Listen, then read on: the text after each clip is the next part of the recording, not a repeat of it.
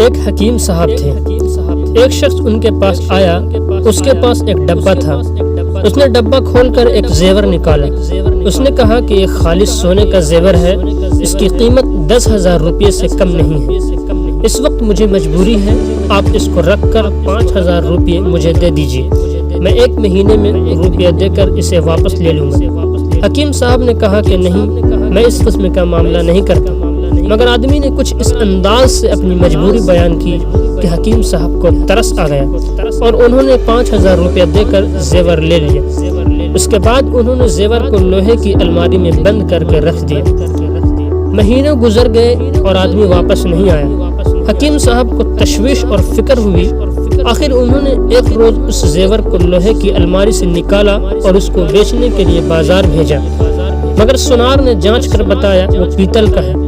حکیم صاحب کو سخت صدمہ ہوا، تاہم روپیہ کھونے کے بعد وہ اپنے آپ کو کھونا نہیں چاہتے تھے۔ انہوں نے اس کو بھلا دیا۔ انہوں نے صرف یہ کیا کہ جس زیور کو وہ اس سے پہلے بند الماری میں رکھے ہوئے تھے، اس کو ایک کھلی الماری میں ڈال دیا۔ انہوں نے اس کو سونے کے باکس سے نکال کر پیتل کے باکس میں رکھ دیا۔ انسانی معاملات کے لیے بھی یہی طریقہ بہترین طریقہ ہے۔ انسانوں کے درمیان اکثر شکایت اور تلخی صرف اس لیے پیدا ہوتی ہے کہ ایک آدمی سے ہم نے جو امید قائم کر رکھی تھی اس میں وہ پورا نہیں اترا۔ ہم نے ایک آدمی کو بااصول اور ڈسپلن فل سمجھا تھا، مگر تجربہ کے بعد معلوم ہوا کہ وہ بے اصول ہے۔ ہم نے ایک شخص کو اپنا خیر خواہ سمجھا تھا، مگر وہ بدخواہ ثابت ہوا۔ ہم نے ایک شخص کو معقول اور اچھا سمجھ رکھا تھا، مگر تجربہ کے بعد وہ غیر معقول اور بیکار نکلا۔ ایسے موقع پر بہترین طریقہ یہ ہے آدمی کو اس باکس سے نکال کر اس باکس میں رکھ دیا جائے۔ جس چیز کو ہم نے سونے کی الماری میں محفوظ کر رکھا تھا اس کو اس سے نکال کر پیتل کی الماری میں ڈال دیا جائے۔